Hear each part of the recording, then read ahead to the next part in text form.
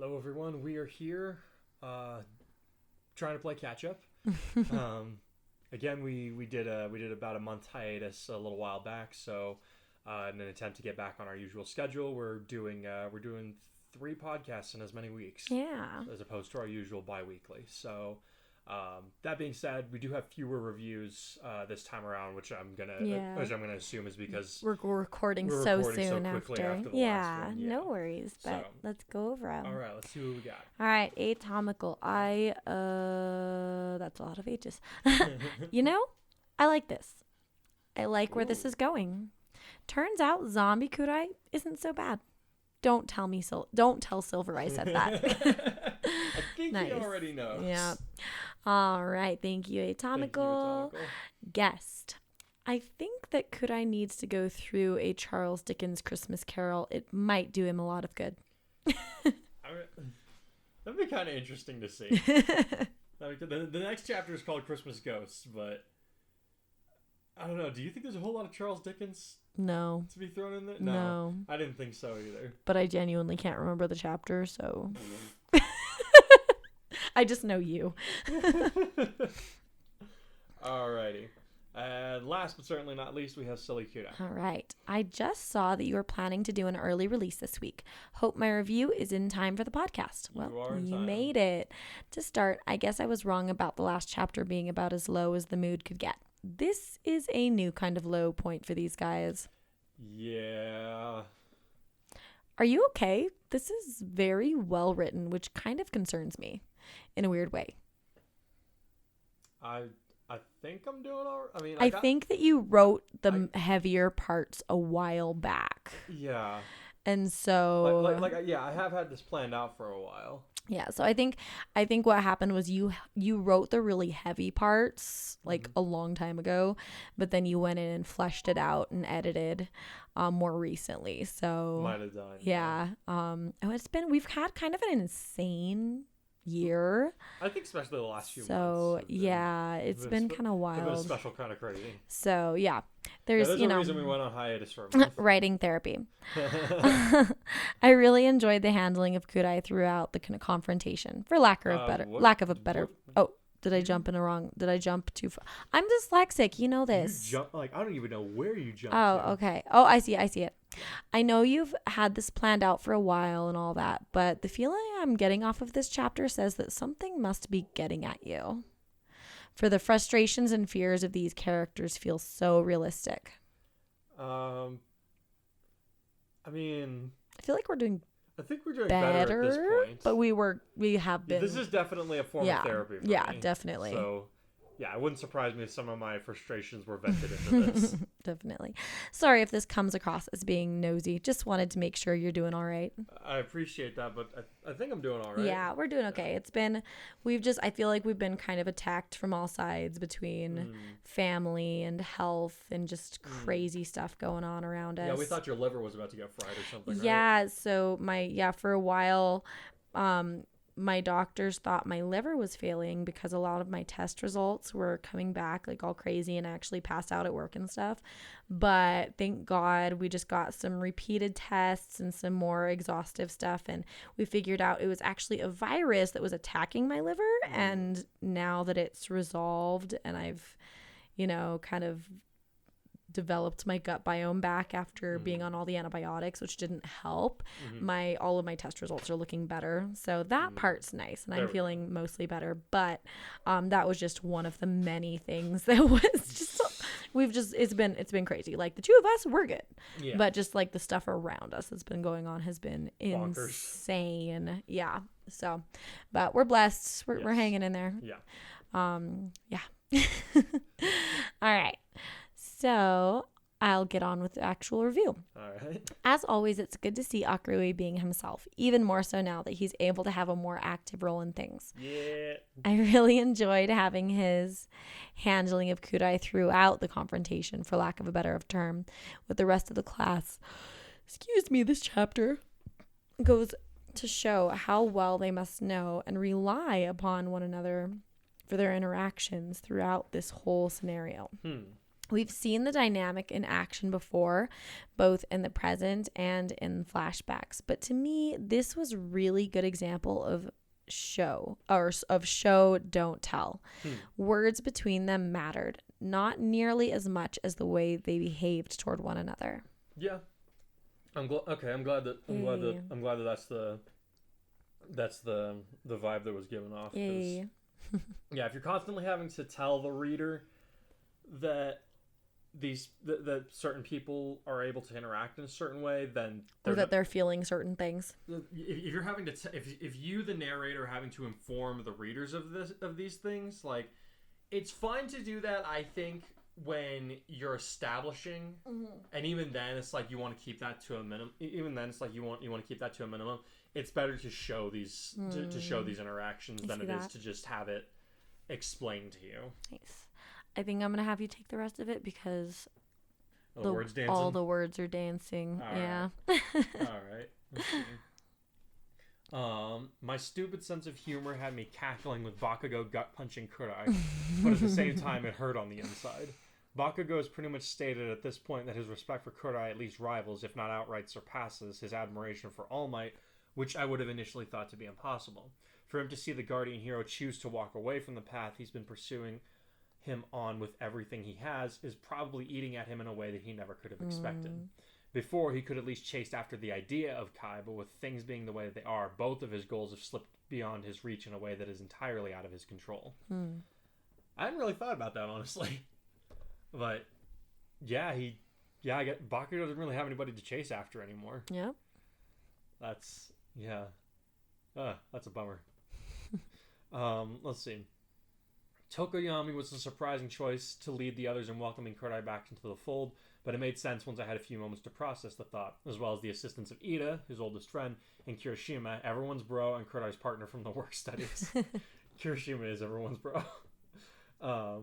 It can't be called a smooth transition, because I can't really see a realistic version of this where things go super smoothly, but it all felt in keeping with the new tone that the story has taken on. Deku losing his crap was definitely out of left field, but it makes sense that it would happen. My only question regarding that is, why didn't this happen before now? It seems like he could have been placed under enough stress from both the circumstances surrounding Kurai's death, as well as the guilt that I imagine he is feeling for his part in it. He's been feeling a great deal of sadness, sure, but that can very quickly turn to anger, especially at oneself. This didn't take me out of the story, but I'm curious all the same. How do I put this? It's like, sadness doesn't... It's true that sadness can turn into anger very quickly, but I feel like for that to happen, it needs some kind of trigger. And everybody's just kind of been wallowing in the self-pity, and like they've kind of been they've more or less cut themselves off from everything going on outside of the world at the moment. So there hasn't really been anything like coming into from because like everybody's just kind of in the same place. They've all been in this slump, so like nobody's pushing any buttons, and anybody who would push buttons is being kept far away from them at this point in time. So this, I feel like, would be the first opportunity that Deku has a reason to actually get angry. Okay. Like, to that degree in that case. Yeah, that really, I mean, obviously it took me by surprise when you did that with Deku. Because it's not something that commonly happens with him, but we do know that when pushed far enough, he does get angry. And there's something else. Of course, he's also got this quirk now that makes it really hard to emotionally regulate. Not only does he have the quirk, there was this was covered in My Hero Academia season 6 when All for One and Shigaraki tried to steal One for All. All for One's talking to Shigaraki. He's telling him about how he's talking about the effects of transference, and he's like when people transplant organs, sometimes they end up with memories that aren't theirs, or their moods will change, or their interests will change. And the same, he thinks that him and the doctor think the same thing can be said of people who get quirks transplanted. Okay. So I kind of like, I didn't take that, I don't think, to an absurd degree, but Kurai's mentality, in a sense, is not infecting Deku, but there are traces of it in him. Interesting. So Deku, from this, like, I'm gonna do my best to, like, he's still Deku. Yeah. But I think we're gonna see him, like, obviously Kurai always kept his emotions under pretty good control. He had to. except for in extreme scenarios, which, you know, there were a lot of these in this story. But in any case, we're going to see Deku. There's just going to be some little things here and there where it's like, that's not how we're familiar with him reacting to stuff.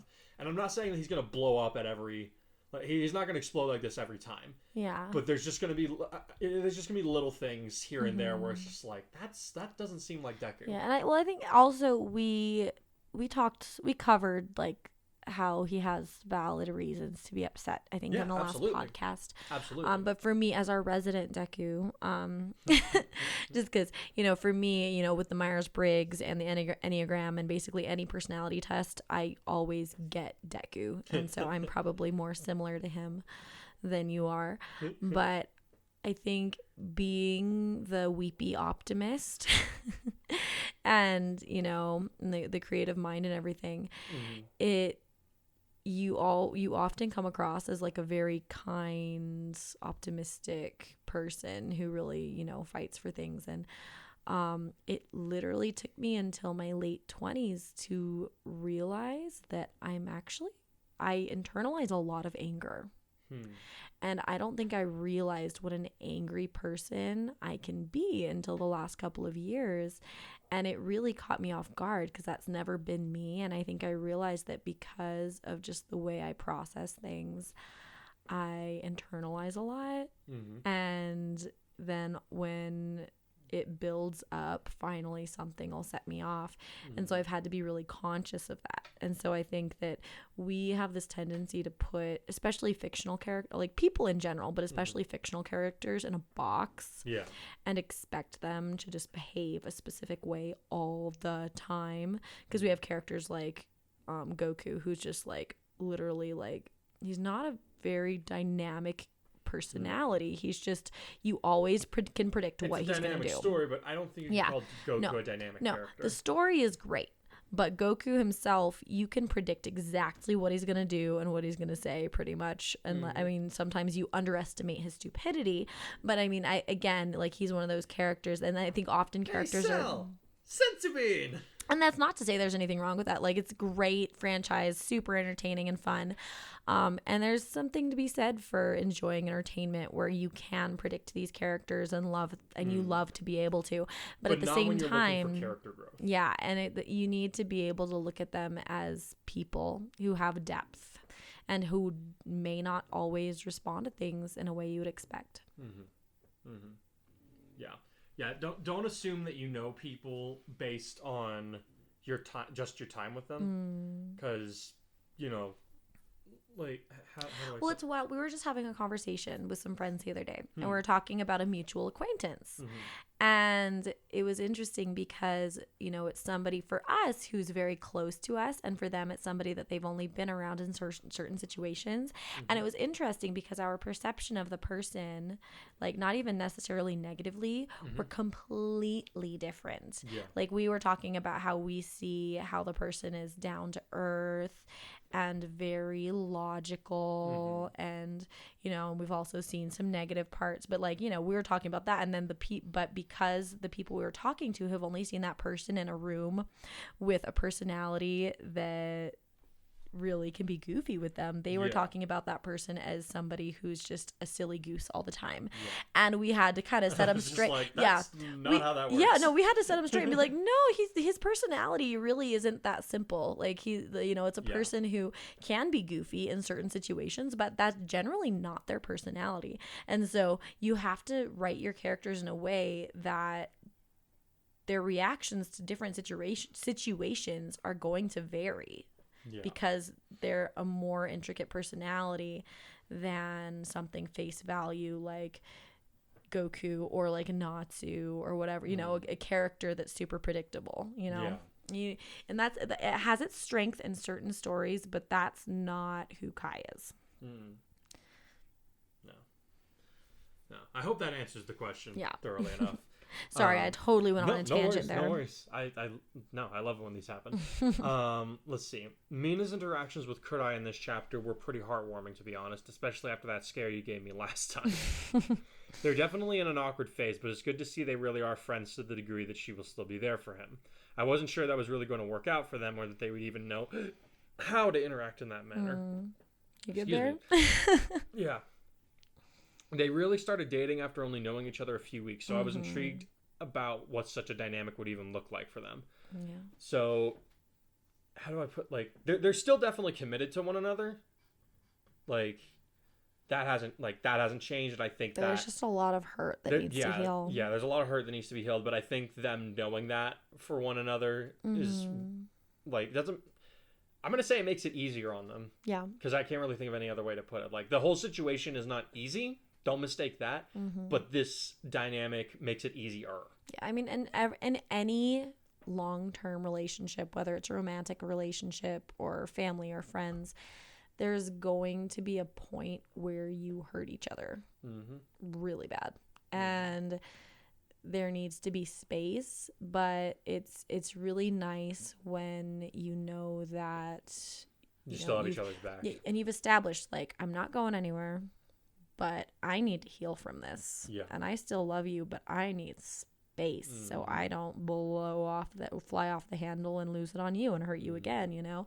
And so I think it's nice that both of them seem to have families that have promoted healthy things like this, and there are a lot of people in the world, believe it or not, that do have healthy things, and I've encountered them. I had to learn these things the hard way, but I'm, it's kind of cool that both of them have pretty healthy families, so they're able to unlike most anime characters so they're able to model it after hurting one another. And I think that too often in our culture, people just say, especially in romantic relationships, like, if it's toxic, leave, cut him off, never talk to him again.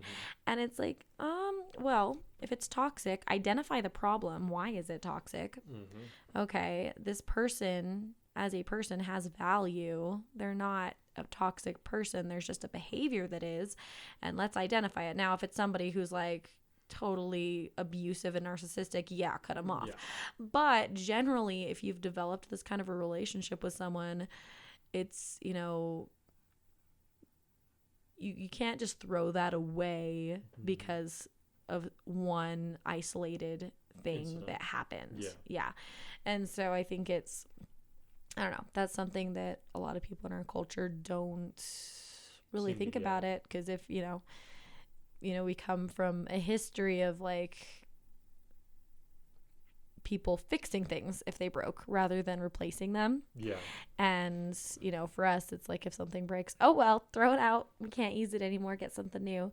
And it's which, I mean, in some ways, like, I'm not totally anti-consumerism because, there should be a level of freedom there, but that's a totally different topic. But when it carries into relationships, we tend to get the same attitude because we're lazy. Yep. It's hard to work for a relationship. It's really hard. Like, and it's not just it's wonderful when a relationship is going well, but that takes work. And it's not just my relationship with you either. My best friend, other than Joe, because Joe's my number one best friend. I was about to be like, wait a minute, have I been replaced? No, Joe, you're my best friend, but my best friend other than Joe, I should say my closest girlfriend. Like, she and I have been through so much together, and we reached a point in our lives where our places in life were super different, and we started being total jerks to each other because we were just exhausted and we didn't have energy, and it was just not an edifying situation. And we had to take a step back for a couple of years, actually, and just not be around each other because we were honestly both being super toxic. And both of our behaviors were not, like, really making for good friendships. And I was trying not to get caught in the crossfire. Yeah, and so, but the great thing is that, healing can happen. And both of us really worked on ourselves for those years that we were apart. And then when we like finished our break and we're back together, it's like we were able to pick up right where we left off and be better friends because of it. And that's an extreme example because that took a lot longer than what we're talking about, hopefully. But that's, who knows, relationships are hard. And there's no one size fits all because everybody's different. No. Let's see. All right. Side note, I really hope we get to see Akure and Mina pull one over on one of the other students. Please, please let it be Ida. I might be able to make room for that at some point. Let's see. The bits with Blake were painful. Uh-oh. Mm-hmm. I don't mean that in a way that it was painful or cringy to sit through, but that it made me feel for her. I've been in that position, having to talk a friend off the ledge, as it were, not a literal ledge. So this definitely evicted some pretty strong emotions from me. Oh boy, dude. Mm-hmm. I actually had to walk away from reading this a couple of times before powering through it because I kept seeing and hearing my friend in the conversation that they were having. I can't say that I enjoyed this part of the chapter, but what I would attribute that more to my personal experiences than this being a poor example of writing, which again, this is good literature.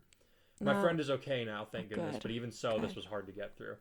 I'm glad your friend's okay. Yeah, but honestly, unfortunately, in the world we live in, you'd be pretty hard pressed to find somebody who hasn't experienced at least secondhand something like this. Yeah, like I don't think I've never had to talk anybody. Really? Really? I know people who have had to talk others out of killing themselves, but I haven't done it myself. Oh, okay. Wow. Yeah. See, and I think it also. I've definitely helped people out who are like kind of headed that way. Mm-hmm. Yeah. But I've never like actually had to talk somebody out of actively trying to.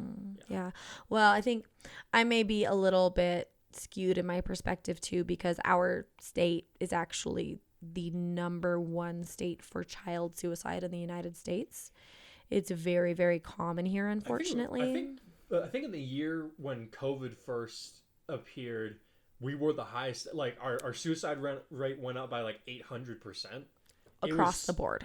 Yeah, it was astounding. Across the board, and it wasn't just with children. It wasn't just kids. Yeah, it was everybody. Yeah, and we've continued to be the highest, and so I don't know what it is about our culture here, but it's for me don't invest in their kids. And for me growing up here, I mean I've been surrounded by it so much that it's been the norm, unfortunately. And as a teacher, there is not a semester, not even a year, but there is not a semester that goes by where I don't have either a child expressing an ideation or a child telling me about a parent who has, and or finding a parent after the fact. And so it's, for me, it was super real too. And if Joe wasn't actually reading it out loud, I would have done the same thing, dude. I would have had to walk away because that part was so hard. Because I've been on both, like I said, I think I mentioned this in the last podcast, but I've been on both ends of that conversation. So it's not an easy one.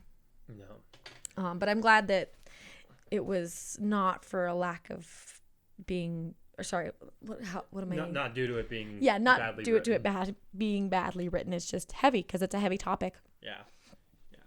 Well, I'm sorry that brought up some of those memories for you, but glad your friend's doing okay though. That's really good. I'm glad you were there for them because good on you. Lord knows that everybody going through that needs somebody like you to talk with them. But then it's hard too, because when you're the person who's being talked out of it, in the moment you don't realize how traumatizing it is for the people who love you, who are trying to talk you through it. And I think you don't realize how selfish you're being. And like, I know how, like, in retrospect, oh my gosh, like I caused a lot of trauma in others by being that person who was self-harming and attempting suicide, So it's just like, it's heavy and it's hard. But it's also a good topic to work through, and just so you know where you're at emotionally, and you can identify trauma too. So I think that's why I love fiction too. You never know when something's gonna, like, it's random. Sometimes we'll be watching something that's totally fantasy and it'll trigger something in me. I'm like, oh, okay, I need to sit with this and think through this for a little bit, because that was a lot. That's a lot. Let's see. Yeah. Glad your friend's okay. Let's see. Mina versus Blake was an interesting twist that I didn't see coming, at least not at this point in the story.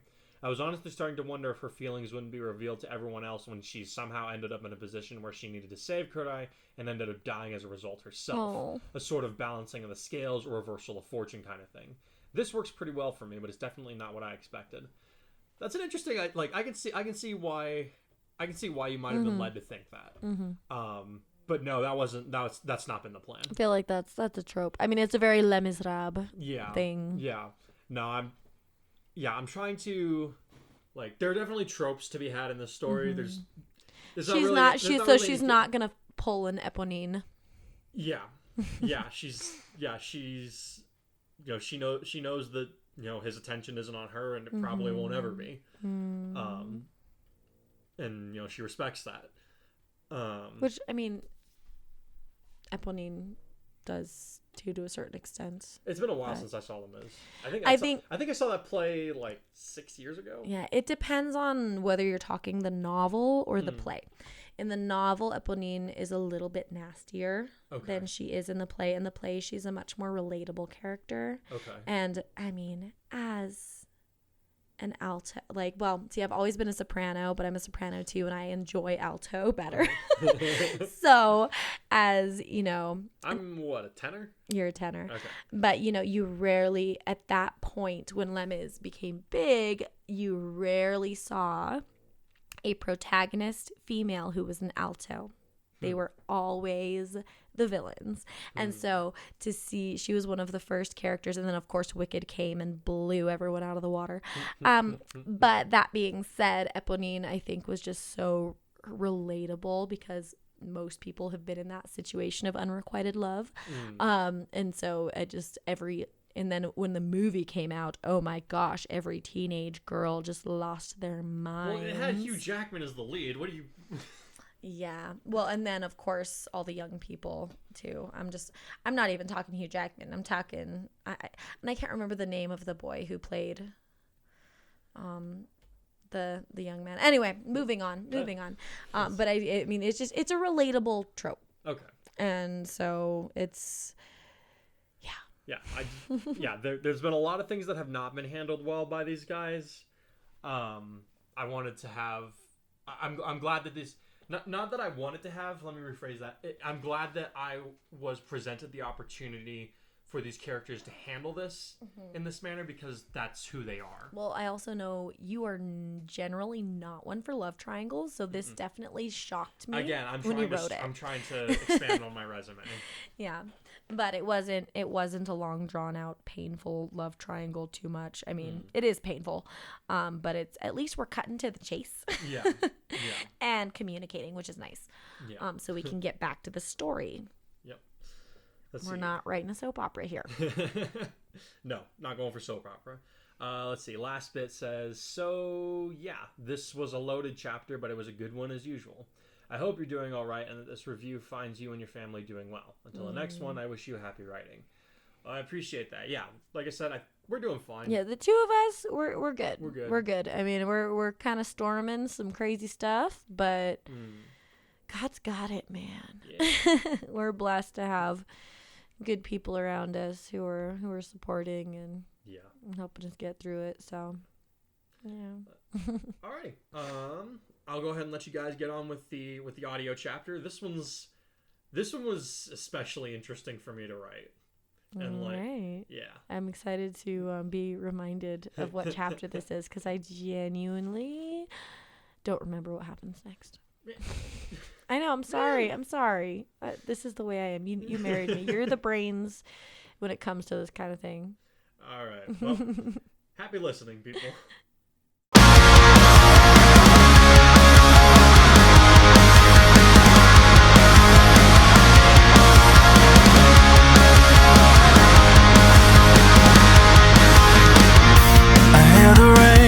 Start to fall as it turns to a pour. We're here again in this storm, but we've been here before. I see the street signs warning, telling me that I have no other place I could go. Feel like I'm stuck in motion, can't find balance. I'm living in a vertigo. Everything is nothing like before. I've tried to hold it together.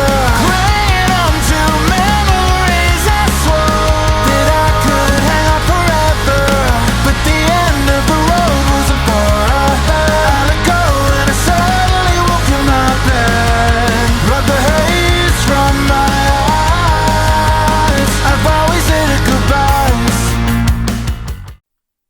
Christmas ghost. You know, growing up, if I'd believed in Santa Claus, I think this is what I would have imagined his workshop to look like. Akuduri said as he and Kurai walked through the hallway of the prison that was holding their mother and a number of other white-collar criminals. Really? Kurai asked with a puzzled air. Of course, his brother nodded without looking over his shoulder. I mean, come on. Santa's got a hidden workshop full of, what, a few hundred elves at most? And he's got them making toys for billions of kids the world over? That can't be a healthy work environment, much less a happy one. I imagine there's been more than one union uprising over the centuries, and the big man's got to show him who's boss, right? Hence this place. He made a vague gesture to the building around them as he allowed a small grin to crawl across his face. They've even got workstations in here, right? Yes, Sakura, law enforcement took a cue from Father Christmas when they built the prisons we know today. Kurai said with a roll of his eyes. Truly, what a historic marvel you have uncovered. With an attitude like that, I get the feeling that someone's going to get coal in a stocking for Christmas. Akuduri snickered as they came into the visiting room. Yeah, given this December as a whole, I feel like I'm going to be topping the chart of the naughty list for the next decade or so. His brother shrugged as they sat down. Guess I better get used to it. Man, it's no fun when you're putting yourself down with me, the younger boy grumbled. Where's the goodwill toward men today? We're in prison. There's not much in the way of goodwill. Kurai said as a door opened across the room from them. Having heard it, Akuduri turned toward the sound, and his brother saw an opportunity in his distraction, so he raised a fist above his head with an evil smile on his face. But if it'll help your Christmas spirit, here's a stocking stuffer for you. With that, he dropped his fist on the other boy's head, and none too gently, causing him to let out a yelp of protest before he fixed a glare on his sibling, who was wearing a smug expression, though his eyes remained lifeless as ever. Before the two of them could start exchanging hits, they heard a loud gasp, which drew their attention to their mother, who was being escorted by a guard in her usual cuff and chain arrangement, a stunned look on her face. Akuduri? She asked as the two of them forgot their squabble and stood up to greet her. Kurai? Is that you? Hey, Mom, Akuduri said with a grin and a small wave of his hand. Good news. You can stop developing gray hairs, because Kurai took them all. So saying, he jerked a thumb at his brother, who scowled at him in response. What? How did... Mocha seemed unable to finish her sentences, so the boys waved her over in order to avoid having the discussion across the room. There was also the fact that she looked as though she might collapse from the weight of what her eyes were telling her. She had been informed of Kurai's death as well as his subsequent resurrection, but she had not been informed of the recent development concerning his deathly appearance and Akuduri's return to good health, which more than justified her current reaction. Once she had been seated across from her sons, Mocha could only sit in odd silence, as she waited for someone to explain what she was seeing. Kurai decided to take the initiative once the guard had moved to the wall, saying, A new hero that not many people know about came to UA and was able to help the both of us. They restored me to life and were able to return Akuduri's body to the point before he forced his quirk into overdrive. A new hero, Mocha whispered. Someone with the power to reverse death itself. It was a one-time thing, apparently. Kurai said, his voice becoming grim. It's not a power they can use on a whim. It had been decided by the UA faculty that the fewer details that got out about future Eri, the better. So the two brothers wouldn't be volunteering any more information than was strictly necessary. And unfortunately, they decided to use it on this guy, Akuduri said with a dry tone, as he jerked a thumb at his brother, who shrugged noncommittally. I didn't ask to be brought back, he deadpanned. Akuduri, why would that be? I can't be a hero anymore, Mom. Kurai interrupted her, looking tired as he did.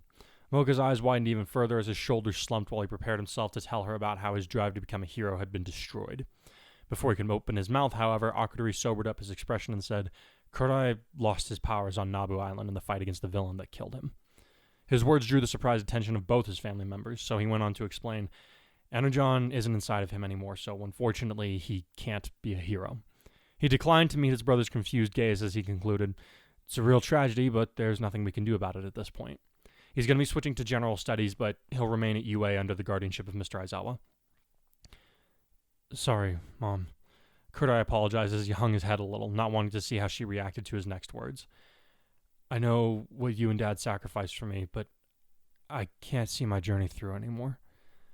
I'm sorry that I allowed the gift you gave me to go to waste. He had no idea why Akuduri was covering for him, but he supposed that could be addressed later.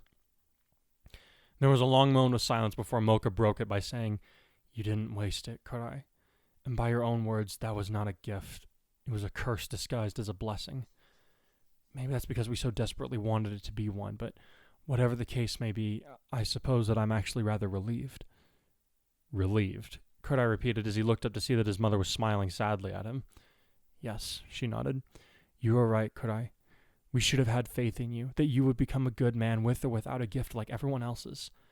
I'm sorry that the journey has left you so battered and worn out, but I suppose I can rest easy at night knowing that you'll finally have the life that you should have had from the beginning.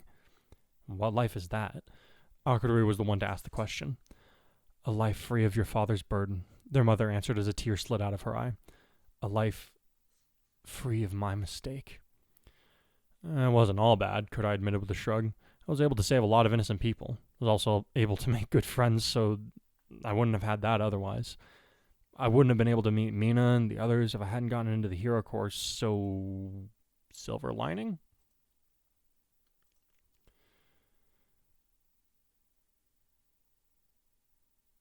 Also, he saw Dad on the other side. Akadori piped up, bringing his mother's startled attention back to him. At least now we don't have to wonder about whether or not we'll have to wait another couple of lifetimes to see him again. Here's to hoping it's only one more. Kurai grumbled, earning him an elbow in the ribs from his brother. What? I'm on my third lifetime in the same body. I don't care to go for a fourth one. Seriously, you always got to bring it back to that, don't you? It is a very unique card. I'm not above playing it. Mom, your son's being annoying, Akadori complained. Make him stop. Do I have to choose which one, or can this be a 2-for-1 deal? Mocha asked, an awkward smile working its way across her face, in spite of the circumstances being what they were. Akadori let out a brief chuckle at that, while Kurai's lips finally twitched upward for a brief moment.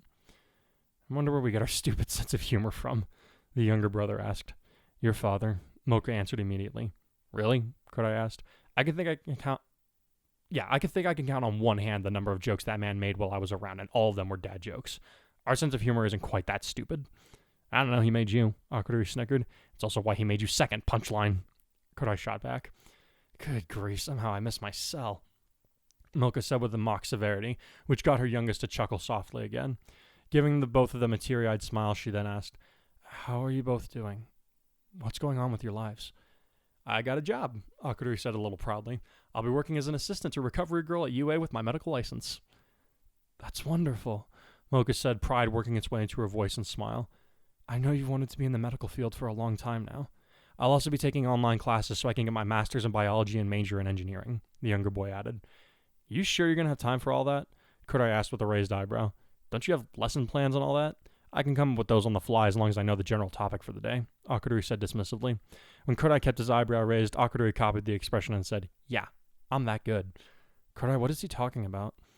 He's going to be working as a guest lecturer alongside the UA course's support program, her son explained. I assume is to complement the engineering major? Bingo. You'll certainly have your work cut out for you, Mocha said with a small shake of her head. You have your father's work ethic, that's for sure. Good, I'll need it, Akadori chuckled. And you, Kurai? Their mother asked the other boy. I know you said you were leaving the hero course, but is there anything else going on that you'd like to talk about?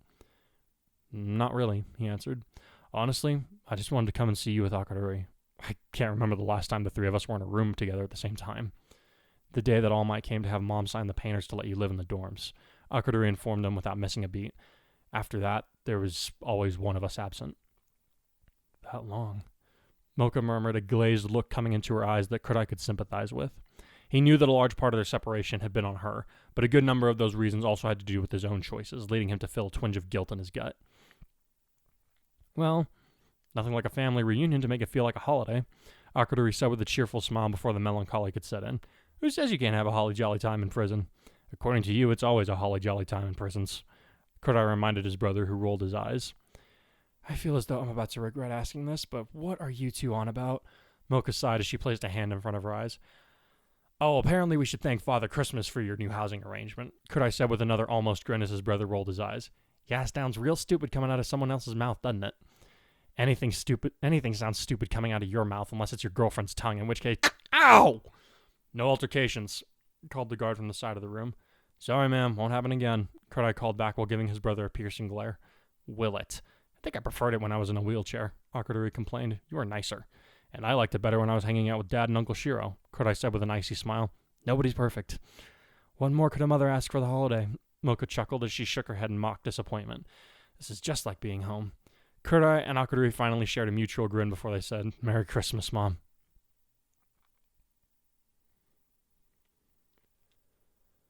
The two brothers enjoyed another 20 minutes of talking with their mother before their time was up, and they had to be on their way. After promising to be back for another visit in 2 weeks' time, they hugged their mother goodbye, to which the guard decided to turn a blind eye. Season's blessings, I suppose, Kurai thought as they departed, remembering how his initial visit to the prison had gone. As they were on their way out, Kurai saw someone heading in from the outside, so he stepped aside after opening the door to let them pass through. When he saw that Akururi was about to step through the door, he grabbed him by the arm and pulled him back to avoid a collision. Dude, what? The younger brother asked with a frown as he was tugged aside. Let the other guy go first, Kurai said as he kept the door open. What other guy? Akururi replied as he looked at his brother like he was stupid. The guy that's... Kurai let his voice trail off as he realized that if there had been another person outside the door, they would have gone through it by now. A quick look through the exit confirmed him, leading to say, Huh. Guess I saw a reflection in the window? My bad. Uh-huh, Akururi said as he rolled his eyes and went through the door. There's better ways of messing with me, man. I wasn't... whatever. Kurai muttered, deciding that it would be better not to waste his time arguing with his brother over an honest mistake. Even so, he kept an eye over his shoulder as they walked away till the door was shut, but no one ever appeared. Even so, the strangest part was that as soon as he turned away, he could have sworn he felt someone examining him from a distance. Probably just the security cameras, he decided, figuring it would be best if he didn't indulge in a pointless bout of sudden paranoia. The only issue was, he knew there was no reason why surveillance equipment should bother him.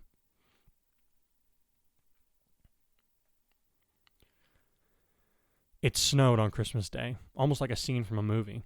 The majority of students from Class 1A were all up and about and out the door before 8 o'clock, spurred on to a snowball fight by Kirishima, who somehow decided that being shirtless in the snow was the best way to start the day.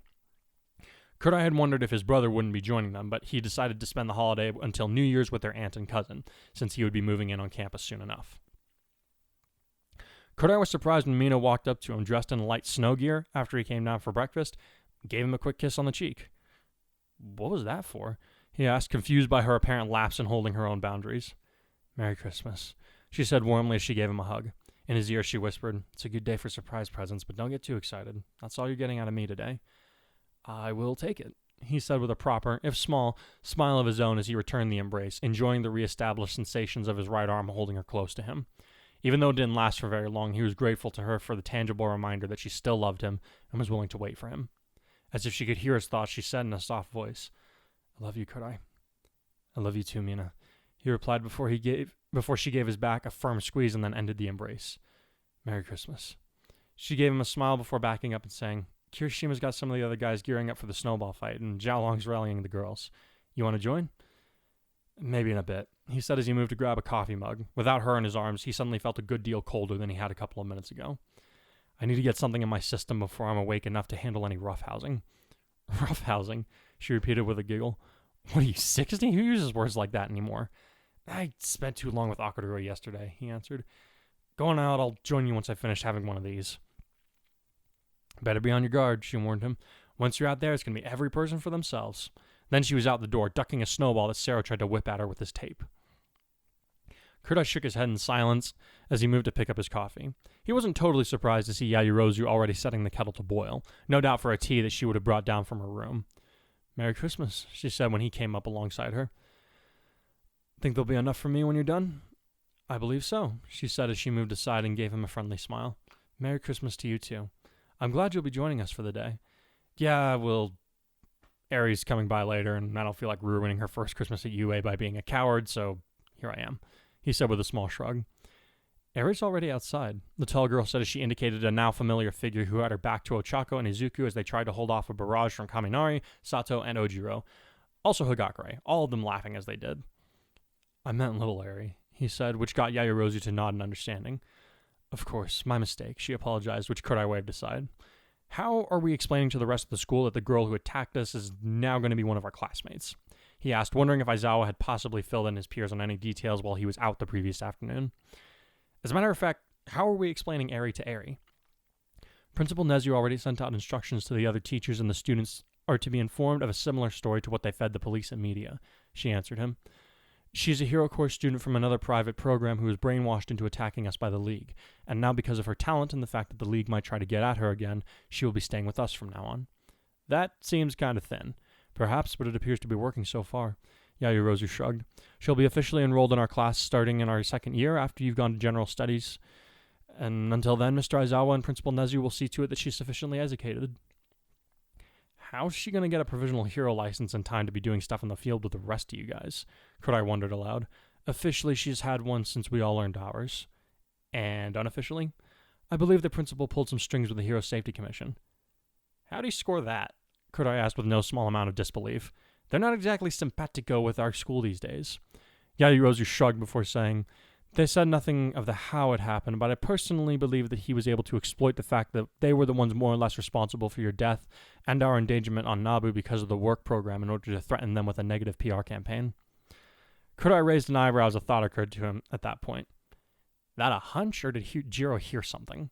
He inquired, causing Yaoyorozu to look away from him. I have no idea, she replied with a completely straight face, though Mina did mention that she saw her brother Mako talking to the principal a couple of times this past week. He smirked as he leaned against the countertop to watch the snowball fight. That's a court case I'd love to see in person. In the meantime, I guess we have Lemillion and Lemillion ready to go to work at those work studies going again. Actually, Togata refused future Aries' offer to rewind him back to normal, Yaoyorozu said, drawing her friend's startled attention back to her. He thanked her for the gesture, but apparently he wants to wait until Little Aries had enough mastery over her power to restore her quirk. Said something about her needing the confidence boost as much as he needs permeation again. Damn, Kurai murmured, impressed with their senior's level of commitment to helping little Aerie overcome the trauma of her past. Maybe Night Eye was onto something, he added silently as he allowed his gaze to lose focus just a little. One for All could hardly go to a more worthy successor than a guy like him. We're not done. Huh? He snapped his gaze back into focus and turned to Yaoyorozu, who was giving him a puzzled look in return. What's not done? I don't know, she answered. What are you talking about? I thought I heard...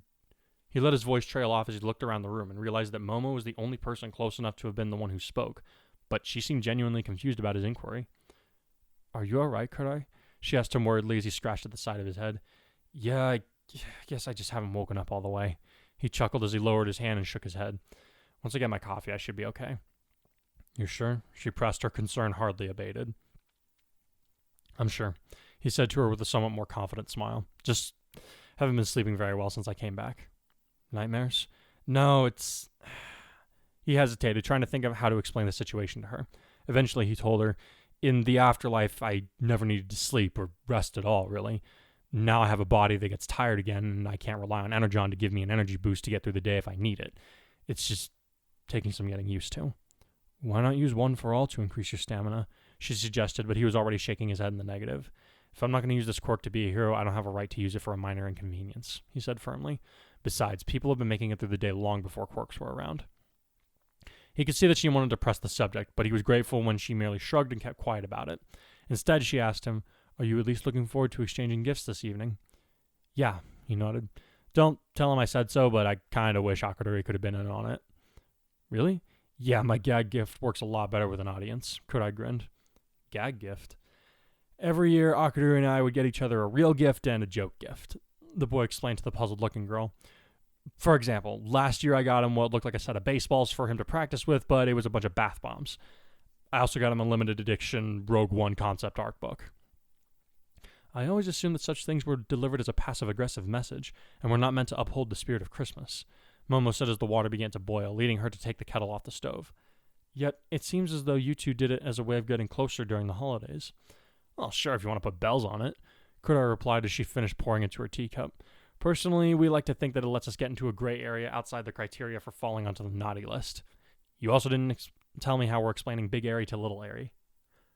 The abrupt change in conversation threw Yaoyorozu off for a second, but she quickly replied, Mr. Aizawa came up with the idea to tell her that she's a long-lost relative on her mother's side that they managed to track down. Since they have similar abilities, she'll be able to help her learn to control her powers. Smooth, Kurai said approvingly. Is Big Airy going to go under a different name in public then? Can't have two of them with the exact same quirk. That'd be too suspicious. Hikuto Emery, she replied. If one of us slips up and calls her Airy in public, her assumed name is similar enough that we can get away with it being passed off as a nickname. Nice. And speaking of Airy, look who's come to visit, his friend said as she gestured out the window, indicating two familiar figures, one dressed in a black with a white scarf, and the other dressed in a miniature Santa Claus outfit. Well, if that ain't the cutest thing I ever seen, Kurai murmured as the snowball fight drew to a close in order for the class to welcome their guests.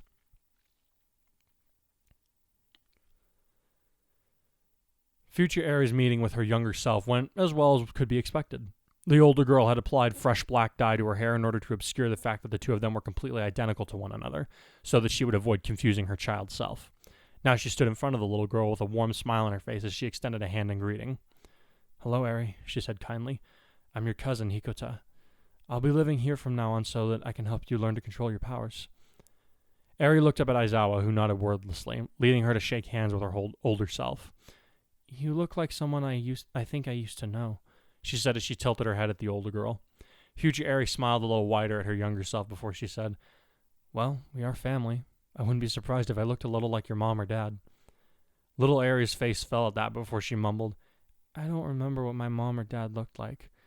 Maybe not very clearly, but the memories are in there," Future Eri said as she knelt in the snow in front of the other girl. "Our family never really leaves us, even if we just see them in the echoes of our dream at night. Maybe a small part of you remembers your parents, and now I'm just shaking those memories loose." "You really think so?" Little Eri asked with something like hope in her eyes. "I know so," her elder self said with another warm smile. "I'm glad I get to meet you in time for Christmas. Holidays are always more fun with friends and family. And speaking of friends," she turned to wave over Kurai, who approached the wide-eyed child with a muted smile on his face. "Hey, Eri," he said as he knelt in a similar manner to her future self. "Been a while, huh?" "You're alive," the little girl said softly. "Mr. Aizawa said you were dead, but he also said you had died. And she reached out hesitantly toward his hair, her fingers stopping just short of touching his silvery strands of hair. "What happened?" "Emery brought me back and fixed my arm, but she decided I'd look cooler if I had hair like yours," he answered as his smile began to widen ever so slightly, even while he held his arms open, leading to the little girl running in to give him a surprisingly strong hug. "Poof! Take it easy," he managed to chuckle as he returned the embrace. "I still need my neck to work." "I was so sad when you died," the little girl cried into his shoulder, wiping the smile from his mouth. "I never lost a friend before, and it hurt so bad." "I know, and I'm sorry," he said gently. "I'm not going to die again, not for a long time." "You promise?" she sniffled. "I promise." As he pulled back, he made sure to wipe at the tears falling down her face while smiling and saying, "I like your Santa outfit." "Thanks," the little girl sniffled again. "I needed to go trick-or-treating." Kurai just stared at her for a couple of seconds before his shoulders began to shake and a wider grin worked its way across his face. "Trick-or-treating," he repeated, very obviously trying not to laugh. Eri, that's not..." "Wrong holiday, Eri," her future self said with a wink. "Don't worry, you'll still get plenty of candy as long as you go and tell everyone Merry Christmas." "Merry Christmas?" she tried to repeat, apparently unfamiliar with the pronunciation of the word. There was a full second of silence before everyone was rendered speechless by the sight of Kurai falling over backwards, laughing his head off. Future Eri might have scolded him for it, if not for the fact that it was the first time he had openly expressed something like happiness since his revival. "Suddenly everyone's a comedian," she sighed ruefully to try and dispel the slightly awkward silence of the atmosphere. "You'd think Miss Joke was around or something." Unseen by her, Aizawa stiffened and quickly looked over his shoulder, only allowing himself to relax when he was absolutely certain that there wasn't a wisecracking heroine about to sneak up on him.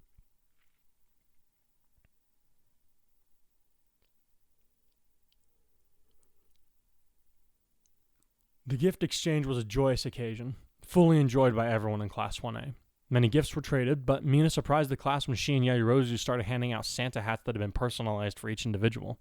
For example, Jiro received a hat with a musical note instead of a white fluff ball, while Bakugo was forced to wear one with an explosive symbol like Kirishima. Kurai's had a 4-star Dragon Ball on his, and the smile he had when he put it on made Mina feel truly happy for the first time in a while. Kurai once again surprised his closest friends with his apparent knack for giving gifts, starting with Ida, whom he gave a history book detailing the early exploits of some of the speed-type heroes in the First Age, when quirks were first appearing. To Todoroki, he gave a pair of identical Christmas-themed sweaters, one for him and one for his mother, should he wish to have something to match her. The collected teen offered a polite thanks when he opened the present, but Kurai didn't miss the smile lurking at the corners of his mouth as he went to don the gift. Kirishima was yelling with excitement when he realized that Kurai had gotten him a set of Crimson Riot-themed coverings for his textbooks, causing his other friends to laugh at his antics. Mina's eyes went wider than dinner plates with delight when she opened a box that contained a dress identical to the one she had to ruin during their battle on Ai Island. "How did you even..." she started to ask. "I had some help from your mom," he admitted with a slight grin of his own when he saw how happy the present had made her. He knew he wasn't out of the doghouse, but if her broad smile was anything to go by, he was starting to head in the right direction. Thanks, dude, she said as she held the dress up to her body, delighted to find that it would fit the same as the one she had lost. I was super bummed about it getting ruined, and then stuff kept happening, and I never got around to getting myself another one. Figured as much, he nodded. Merry Christmas, Mina. His next gift was to Ochako, who was initially puzzled to find a pair of pink artist's gloves sitting in a small box.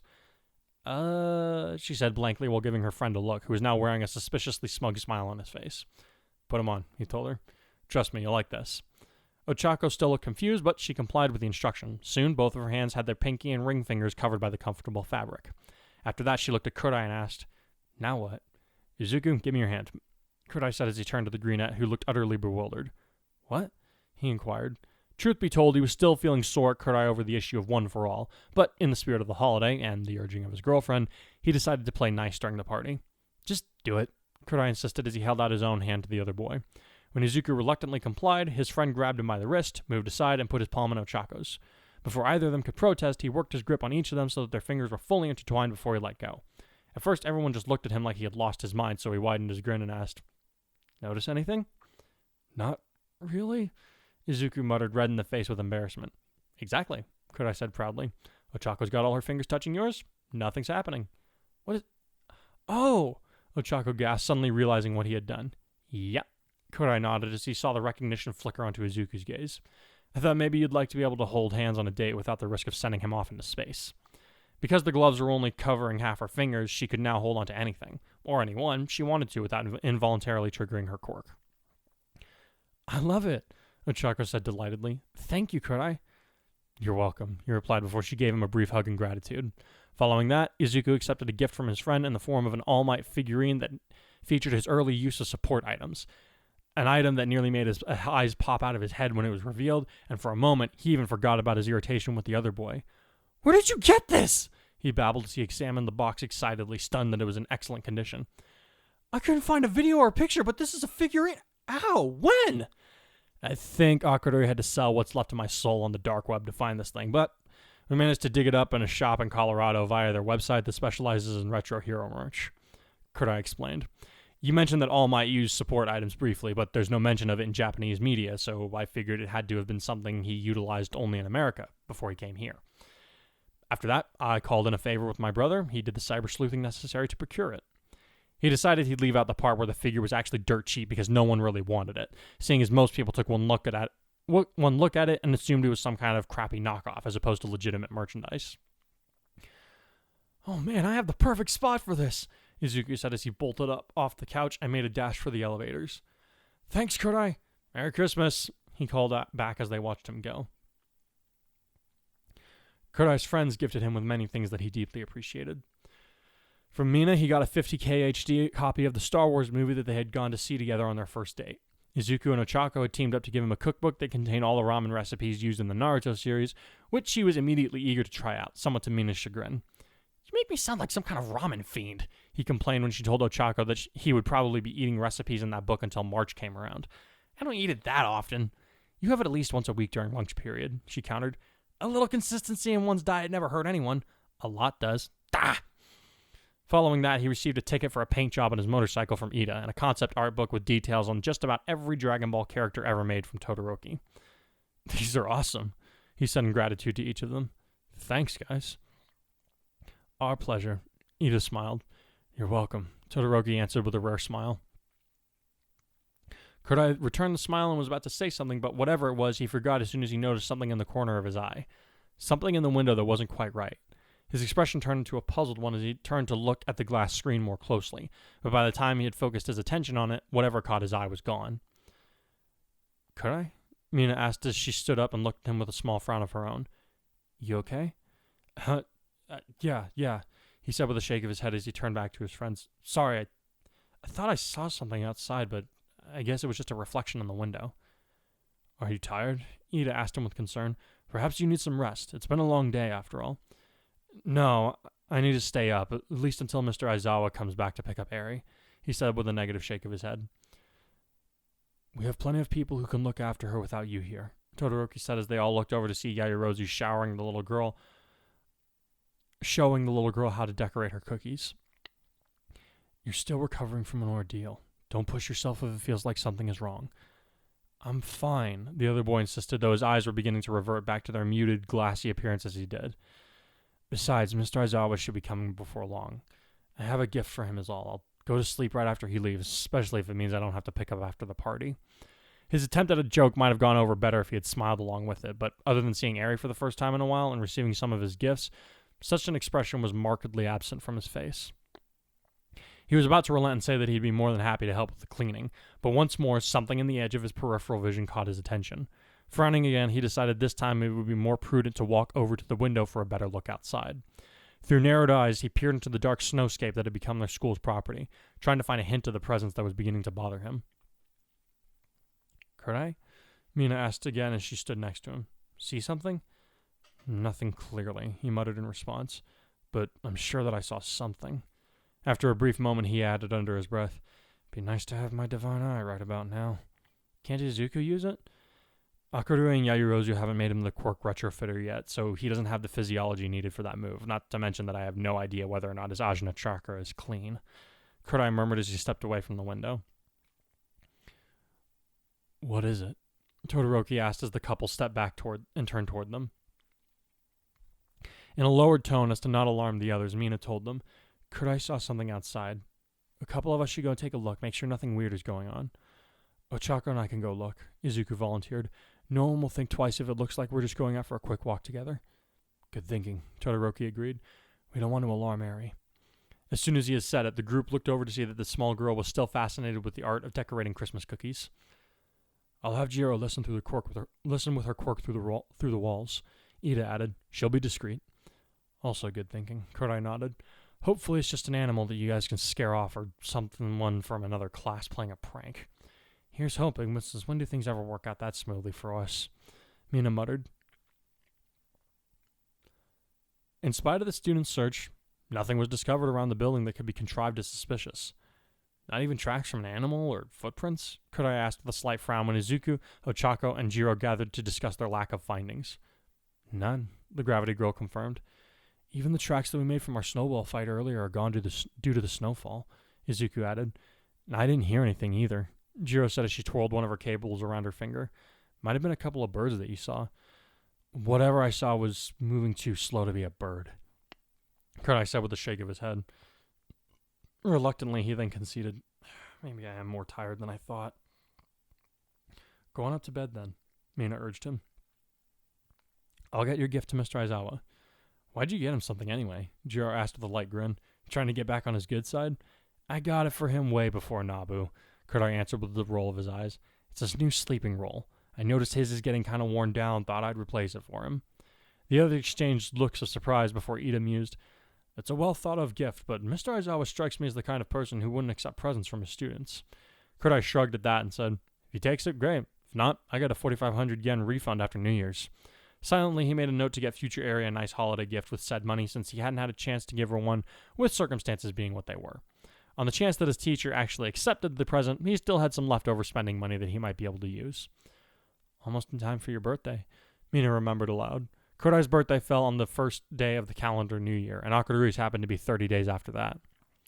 Yep, the white-haired boy confirmed. Maybe I'll get myself a copy of Dragon Ball Xenoverse Director's Cut. Wasn't that the last one that Bandai made? Ida asked, surprising the others with the fact that he knew anything about video games at all.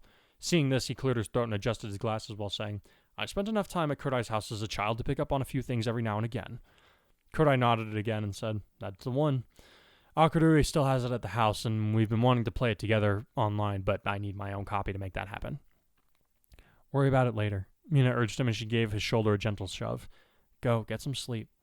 All right, he said as he started to walk away.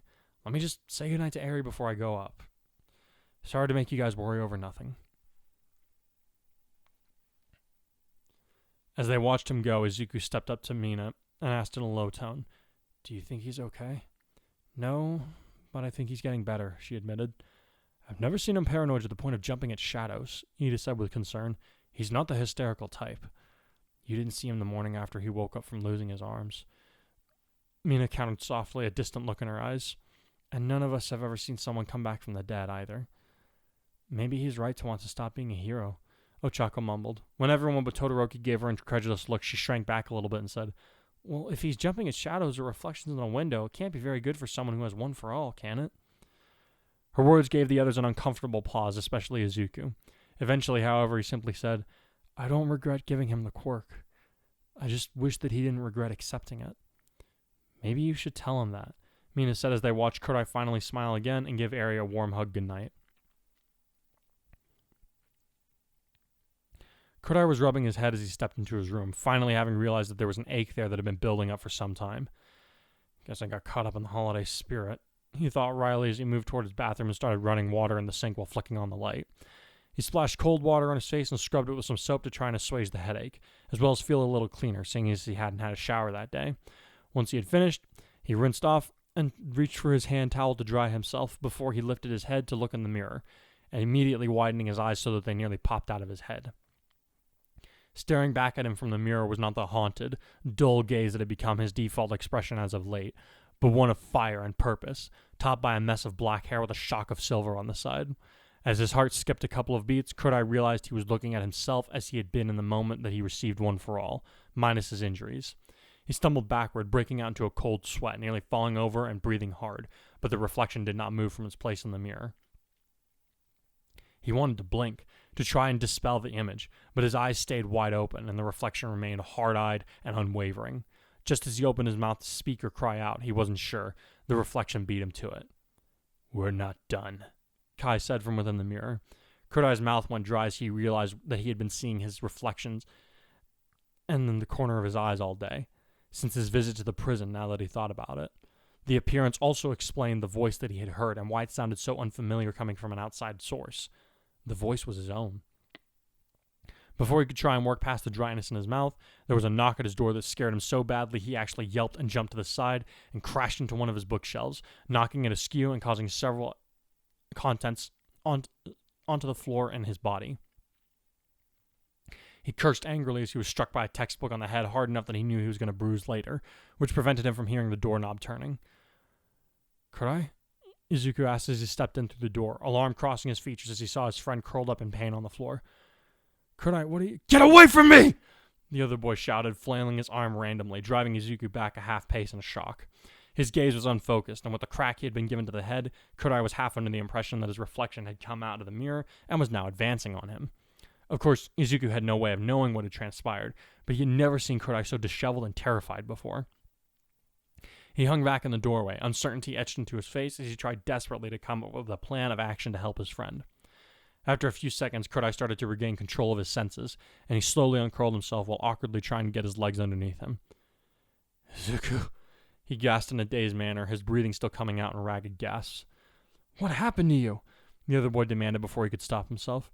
"I come up to drop off the gifts you forgot downstairs. You look like your shells just attacked you. What scared you so much you didn't even recognize me?" Kurai cast his gaze about, trying to find any hint of his old self's reflection in a window or a picture frame, but he saw nothing this time. Returning his wide-eyed, frightened gaze to the other boy, he managed to gasp out, "I need—" His tongue felt thick and clumsy, so he shook his head to try and recalibrate the feeling in his face before he said, "I need Mr. Aizawa, a recovery girl." "Why? What's happening to you?" "Izuku." Kurai breathed out as sweat continued to bead on his brow. "I think I've started to crack." "Crack?" his friend repeated as he pulled out his phone and knelt in front of the panicking boy. Kurai's body began to tremble violently as he whispered, "I'm seeing things. Things I know I can't be. They can't be there." His friend's eyes widened further before he sped through his contact list and hit the call button. While he waited for the phone to start ringing, he glanced at Kurai, who was rocking back and forth while holding his head in his hands and staring out into nothing. Once the call had connected, the brunette turned away from Kurai and started speaking rapidly to their homeroom teacher, so he missed it when the other boy stopped his rocking motion and instead reverted back to trembling, much more violently than before as he paled to nearly the same shade as his hair.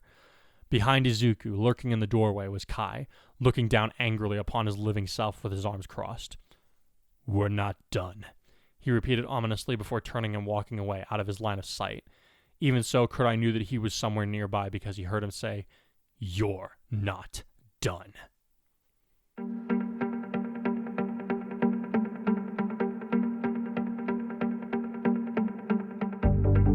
In the shadows I've grown, struggles I've shown. I'll never back down for anyone. You think that this is the end? I've just begun. Through my life, I've been gentle, but I know it's in my mental. Stop, need a moment, a component. I try to show it, so soft spoken. Am I broken? No. Who's my next opponent? Every moment pushes me to focus harder, show I can do anything I set my mind to. No obstacle I can't push through. All right. So that honestly has to be one of my favorite openings that I've done for a chapter in a while. Oh my goodness. It was some fun Yeah. back and forth for Yeah. sure with Kakurui and And Kurai, yeah. Because like up to now, like everybody else has been around them in some degree or another whenever they've been together. Like I think the last time it was just the two of them. No, it wasn't even the last time. Not when Kurai said that he and Mina were planning on getting married. It was the last time it was just the two of them in a room. It was right before the UA concert. After that, somebody's always been with them. So this is the first time in a while we get to see where it's just the two of them. nice. Yeah, that was a lot of fun. Oh yeah. The Akuruisms That whole interaction, like, I have a hard time with dialogue a lot of times. Like, not necessarily in the terms of the wording, but like how to make it flow. Like, I know Yeah, what I you're want them awkward. to say. I know what I want them to. Thanks for that. Like, I know what I want them to say, but like getting the descriptions and like how they're doing the back and forth, like that's kind of hard for me. And I felt like I did pretty decent with this one. Yeah. Yeah. They're a lot No, of fun. it was fun. And I mean the whole thing, getting to see mom, that was important and it was nice and There were quite a few throwbacks there were quite a few throwbacks in this chapter that I honestly didn't really like plan on going into it. I just things being what they were. I ended up getting reminded of some stuff that had happened earlier in the story, so I brought those into it. I like how you used their mom as your narration device. Yeah. Because, you always, when you're explaining something to fill in the gaps of like what's going on, it's nice to have somebody who doesn't understand who's asking questions. Yeah. So it's like a dual purpose. This conversation needs to happen because they need to catch up with mom, but she's also the reader saying, well, what's going on? How's this happening? And so she's basically helping us know this is how the world is. She's helping us to perceiving. reiterate what's been happening the last few chapters. Well, and then to explain how the school's explaining things away, because that's been important too. Because as a reader, I'd be like, okay, well, this is a lot of crazy, weird stuff happening. How are people not? There's another spider. Okay. Sorry, there's been spiders all over this room today. Was it one of those baby ones? Yep. Nice. No, I'm gonna be paranoid for the rest of the podcast, but it's okay. Moving on. Sorry. Was there anything else from that conversation that you wanted to bring in? What did you think of like? Do you think I rushed like his mental break? No. No, Not at all. You think it was? I'm glad it happened here. Yeah. Excuse me. Like I'm glad that you brought in a little bit of lightheartedness between his back and forth with his brother and then the Christmas party and the gifts. It was funny. But like slowly there's things being thrown in. Yeah, like I mean, where it's as like, they're wait, that's leaving not the right. prison, we start thinking, oh. So originally I didn't have that. I was gonna have him. The first thing I was gonna have him do was hear the voice. But then I was like, it seems a little too convenient if I just do it all in the same day. So like even if it's like a day or two beforehand, I want to put something in there. No, I'm glad you did because I mean, I don't think I've never experienced hallucinations, so I'm not. Neither have I. Yeah. Neither have I. And so that's like, you have to kind of use your imagination here. Yeah. But I mean, when it comes to other physical maladies, like when there's something that you're not taking care of with yourself, whether like for me, whether it's like a health issue or like an injury, you start kind of noticing and dismissing it and you don't really think about it. And then after a while, it becomes so severe that you can't ignore it. Yeah. And so that's kind of how you did it on. Sorry, I'm not speaking well No, at don't all. worry. I understand what you're saying. Yeah, so it's like there have been things leading up to this, but I decided it was time for like the physical quote unquote manifestations to begin. Yeah. No, I think it was good because, excuse me, oh my goodness. Everyone's been like, okay, when's the breaking point? Because for this last year, everyone's like, okay, he's going through a lot. Yep. Yeah. When is he going to break? Yeah. What is happening? And they're like, Guess what, guys? Everyone's been like, well, he's handling this really well. And I mean, with mental health, especially people who are really raised to be resilient, whether that's in a good environment or a bad one, really. Yeah. You learn to push stuff down and push stuff down and push stuff down. And Well, everyone's that's what different. Kurai does. Yeah, and Like- everybody's different. Well, like he's everyone had has to- a different well, level he's had that to they train can himself, especially into that his quirk being Oh, yeah. Energon for most of his life. That he had to train himself to do that, and you know that aspect bleeds into other parts of his personality. And of course, being teenagers who are relying on their friends and his girlfriend, like he's not really dealing with anything that he has encountered since the beginning of the story. And all of a sudden, all of it rolled into this extremely traumatic experience of dying and coming back to life. Yep. Like that was the icing on the cake. And he's trying to just move on and push it down, but he cannot. He's like, do it anymore. he's at this point where he's like, okay, I messed up. Time to start, moving on and do what I can to make this right. But moving away from all this. But I appreciate that he immediately, like, he finally has something crazy happen and calls for an adult. yeah, Usually he'll have some kind of like weird episode. And he's like, no, don't tell Mr. Aizawa, and like just like he did with Blake. But I think he all of a sudden realized like he's finally realized, oh shoot, this is way out of my league. and he also knows that if he loses it, he doesn't want He's to dangerous. unleash his quirk on anyone he loves. He is yeah. one of the most dangerous people on the planet right now. Yeah, so he knows he needs help. This is not something Yeah. something he wants to even take a risk on. So that part was refreshing. Was there anything else that you really wanted to go over? We had Aerie meeting Aerie. That was precious. Yeah. That was super cute. I could picture that one. And just for me, just the picture of Aerie and Yaoyorozu making cookies together is just adorable. You seem to like Kurai's reunion with the little Aerie. Yeah, that I was like wanting to tear up because it was so cute. I had you laughing couldn't with deal that it. Miss joke a bit as well. Oh, I yeah. know That was like- funny. that was something that like my hand started writing it before my brain caught up, and I was just like, hee, this is funny. You're funny.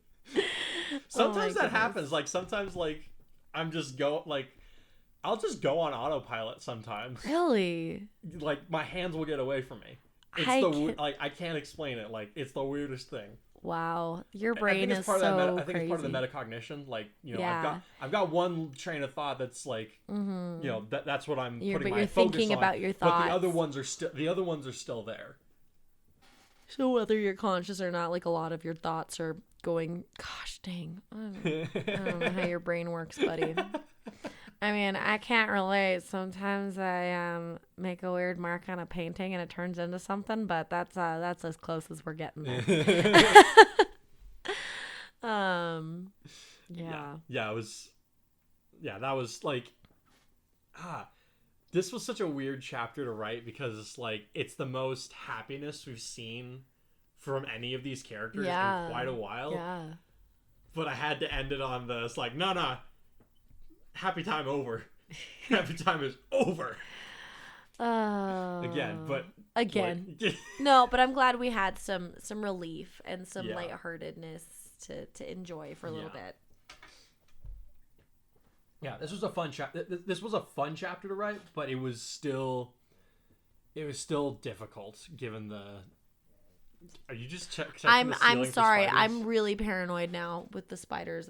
I've killed so many spiders today. I'm kind of freaking out. It's okay. What was I gonna say? Yeah, I enjoyed the. I like. This wasn't like. How do I put, like up to now, it's been like if we think about something in the past in any extent, it's like been a flashback chapter. Mm-hmm. But with this one, it's kind of like we just get little reminders here and there. It's like the last time they were all together was when All Might was asking for the papers. Kurai got Mina that dress that she wore to High Island. So there's lots of little callbacks to nostalgia. Yeah. Because I mean, it's the holidays. The characters are reminiscing, and it's nice how it just you can just quickly pop it into the dialogue. It felt the most natural to put those things. Yeah, and I think it works because it pops into the dialogue, but it also it has a dual purpose. It's they're talking, but it's also causing the reader to kind of be nostalgic with them, be like, oh yeah, that did happen, without like forcing them back into a memory kind of thing. Yeah. Which flashbacks are known to do. Mm-hmm. But, so, yeah. What do you... I'm interested to see what everybody thinks, because... Yeah. I hope that... we'll see. I have a good feeling about this chapter. Yeah, I mean, I hope so. Yeah, this next series... Or not series. This next part of the story is, like... It's funny, the silly kid asks, is like, you doing okay? I am doing fine. But this portion of the story in particular is going to be drawing on a lot of my own experience, like personal experiences of mine when it comes to mental health. So this is going to be an interesting set of chapters. Yeah, definitely. No, yeah, it's heavy. I think this whole section, like the last couple chapters, and this one wasn't as hard for me because I was like I vaguely remembered that this happened, but I couldn't remember what chapter it was in, and so I like already for me, I can already see like elements of myself getting put into him a little more again. Oh yeah. Like the way that he's just kind of like rocking back and forth, and like that. I know that's something that I do. If I'm having some kind of an episode, definitely. Yeah. So like just staring off, curled up in a ball, rocking back and forth. Like I know I've done that. Even the way you described his eyes when he was going to visit his mom. Yeah. Like they're joking around, but he's still just not his eyes there. Are still he's dead. Not himself. Yeah. He's just not there. Just like that up there. Yeah, exactly. So I think that's about it. Yeah. So you guys won't have to wait too long for the next chapter because we're doing one more. So in 1 week we're gonna do another podcast, and then we'll go back to the usual schedule of bi-weekly. Yes. So thanks guys so much for listening in. I hope you guys are still enjoying the story, and I hope you're enjoying us talking about it. Yeah. But until the next one, have a plus ultra week. Bye.